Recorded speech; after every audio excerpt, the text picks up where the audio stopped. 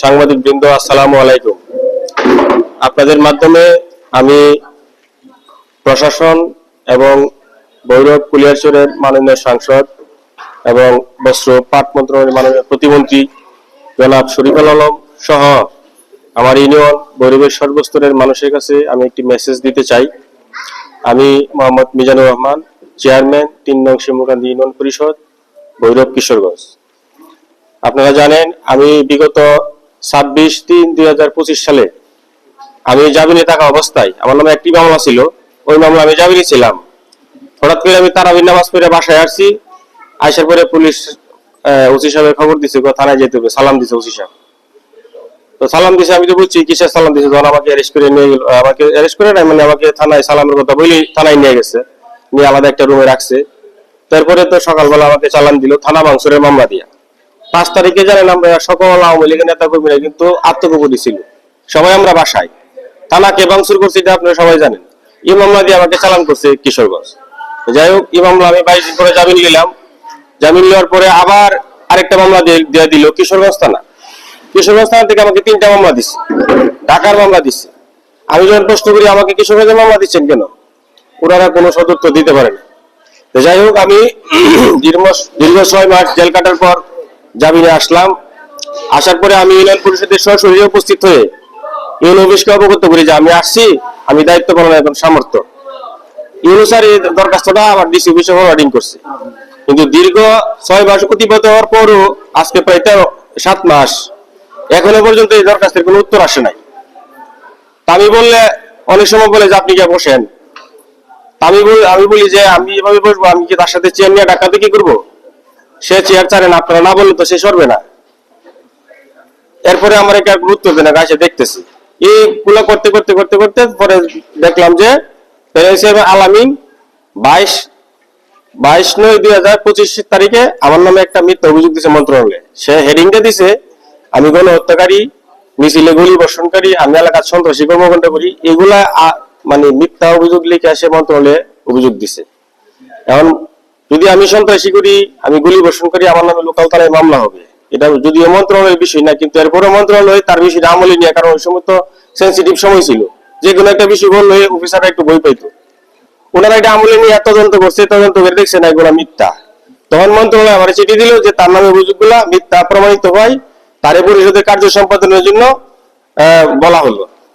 এই চিঠি আসছে আজকে 5 মাস, এখনো পর্যন্ত কোনো ব্যবস্থা নেওয়া হয়নি। মানে আমি কি অফিসে বসবো নাকি আমি সাসপেন্ড নাকি, এই উত্তরে এখনো পাইলাম না। আমি অনুসারে যেগুলো আমি কি সাসপেন্ড কর না, তাহলে আমার সাসপেন্ড করেন। আবার আমি জীবিত লেখে আপনি মৃত বলে রাখছেন কি কারণে? চেয়ারম্যান উপস্থিত হইলে প্যানেল চেয়ারম্যান দায়িত্ব পালন করতে পারে, এটা বাংলাদেশে কোনো আইনে আছে? তোনারা কোনো সদুত্তর দিতে পারে নাই। যাই হোক, পরবর্তী সময়ে আমি এখান থেকে কোনো সিদ্ধান্ত পাই না, পরে আমি হাইকোর্টে গেলাম। হাইকোর্টে গিয়ে রিট দাখিল করলাম। এই রিট পিটিশন অনুযায়ী গত 2/7/2026 তারিখে আমার হাইকোর্ট থেকে একটা রায় দিল। 4 সপ্তাহ রুল জারি করছে জব দেওয়ার জন্য। এবং আলামিন যে চিঠির বলে, দেশি চিঠির বলে সে দায়িত্ব পালন করতো, এই চিঠি স্থগিত করছে। যদি এটা স্থগিত অটোমেটিক হয়ে যায়, কিন্তু দায়িত্ব ছাড়েন আমি কি করবো? তখন আমি হাইকোর্ট থেকে এটার উপর স্থগিতাদেশ আনছি। এবং আমাকে ইমিডিয়েটলি মানে চিঠি পাওয়ার 24 ঘন্টার ভিতরে এটা বাস্তবায়ন করার কথা। ইমিডিয়েটলি মানে অবিলম্বে, এটা বিলম্ব করার কোনো সুযোগ নেই। কিন্তু দেখেন চিঠি দিচ্ছে আজকে 19 তারিখে, আজকে 28 তারিখ, এখনো পর্যন্ত এটা বাস্তবায়ন হয় নাই। ইউনূস স্যারের আমি দেখা করছি, উনি বলতেছে এটা ডিসির সাথে পরামর্শ করতে হইব, বিভাগীয় কমিশনের কার্যালয়ে যাইতে হইব। আমি স্যারকে বললাম যে স্যার এটা তো আপিলের কোনো বিষয় না। উনি বলতেছে ওইখানে আপিল করতে হবে, যে এটা কোর্টে সরাসরি রায় দিয়ে পাঠাইছি, এটা আপিল বিষয়, এটা আপনি বাস্তবায়ন করবেন। আপনার এই ক্ষমতা নাই, কিন্তু আপনাকে কোর্ট ক্ষমতা দিচ্ছে, আপনি বাস্তবায়ন করার জন্য কারো পরামর্শ নেওয়ার দরকার নাই। তবে যেহেতু আপনারা ঊর্ধ্বতন কর্তৃপক্ষ, ওনারা ওনার সাথে মৌখিক পরামর্শ করতে পারেন, তো মৌখিক পরামর্শ করতে তো 1 সপ্তাহ লাগে না, এটা একদিনই সম্ভব। এগুলা এই যে আমার কাল কেমন করতেছে, আমি 19 তারিখে চিঠি পাওয়ার পর 20 তারিখে আলামিন অফিসে যায় কিন্তু স্বাক্ষর করছি, এই ডকুমেন্টস আমার কাছে আছে। আমি যে কথাগুলো লিখছি প্রত্যেকটা আমার লিখিত ডকুমেন্টস আছে, এটা মুখের কোনো কথা না, আমি চাইলে আপনাকে দিতে পারবো সবগুলা। তো যাই হোক, এখন বিষয় হচ্ছে আমার 13 মাস সময় এমবি চলে গেছে, আমি কিন্তু বহিষ্কৃত না, আর হয়তো 3-4 মাস সময় সামনে আছে। আমার এই সময়টুকু আমার জনগণের কাছ থেকে দূরে রাখছে।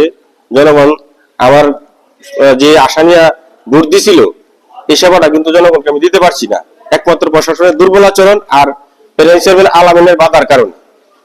এখন বিএনপি সরকার ক্ষমতায়, আগে তো কোনো সরকার ছিল না, বিএনপি সরকার ক্ষমতায়, আমি অনুসারে এটাই বলছি যে বিএনপির অনেক নেতৃবৃন্দের সাথে আমার ভৈরবে দেখা হয় রাস্তাঘাটে, ওনারা সবাই দুঃখ প্রকাশ করে। সবাই দুঃখ প্রকাশ করলে আপনি কার কথায় আমাকে দূরে সরে রাখছেন বলেন? যদি বিএনপিরা বলে যে না রিপনকে ক্ষমতা দিব না, আমি নিজ দিতে ছেড়ে দিয়ে দেবো, আমি ক্ষমতা চেয়ারম্যানে বসার দরকার নাই, আপনি বলেন যে বিএনপি সিদ্ধান্ত আপনাকে দিবে না, এর উত্তর আমাকে দেন। আমি তো জানি বিএনপির লোকজন জড়িত না। হ্যাঁ, তো কাজে আমি জানি যে গরিবের যে বর্তমানে আমাদের সাংসদ আছে এবং বস্ত্র পাট মন্ত্রণালয়ের মাননীয় মন্ত্রী জনাব শরীফুল আলম, উনি একজন স্টেট ফরওয়ার্ড মানুষ, উনি কোনো অনিয়মকে প্রশ্রয় দেন না।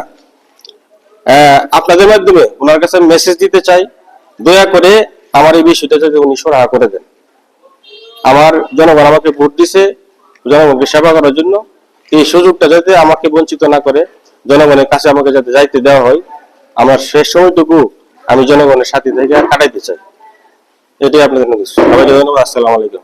ওই সময় ইউএন অফিস থেকেই না করছে, যে ডিডিএল অফিস থেকে বলছে যে আমি বসার পরে আবার নাকি কে একটা অভিযোগ দিচ্ছে, সেই দিছে আলামিন অভিযোগ দিছে মেম্বারের স্বাক্ষর নিয়ে, যে আইন শৃঙ্খলা অবনতি ঘটবে, এই সেই ঘটবে। তখন এরা কিভাবে না করছে দুইজন রে, ওই যে ভাই যেটা বললো যে আলামিনও না করছে, আমারও না করছে, যে পরবর্তী সিদ্ধান্ত আসার আগ পর্যন্ত আপনারা কেউ অফিসে যাবেন না। আমি তো এরপরে অফিসে যাই নাই, সে কিন্তু গিয়ে ঠিকই অফিস করছে, অফিসে যাই, ভিডিও স্যার আপনারা সবই দেখেন, ভিডিও স্যারে এটা আর কি। হ্যাঁ, না না, প্রশাসন আমি বারবার জানাইছি, জানাইলে বললে আচ্ছা দেখতেছি, এসব করে নাকি করার কথা না। বারবার জানানোর পরে এরপরে দেশে অফিসে যায়, তার কি জানাইবো, আর জানানোর পরে আর প্রয়োজন মনে হচ্ছে। এই বিষয়ে শেষবারের মতো আমার গত বৃহস্পতিবারের কথা হয়েছে, উনি রবিবারে সিদ্ধান্ত দেওয়ার কথা, সাংবাদিক ফারুক ভাই ফোন দিছিল যে আপনি যদি সিদ্ধান্ত না দেন তাহলে সংবাদ সম্মেলন করবে। উনি বলছে যে রবিবারে আমি সিদ্ধান্ত দিয়ে দিব, রবিবার পার হয়ে আজকে হচ্ছে কি বার, মঙ্গলবার, এখনো সিদ্ধান্ত আসে নাই।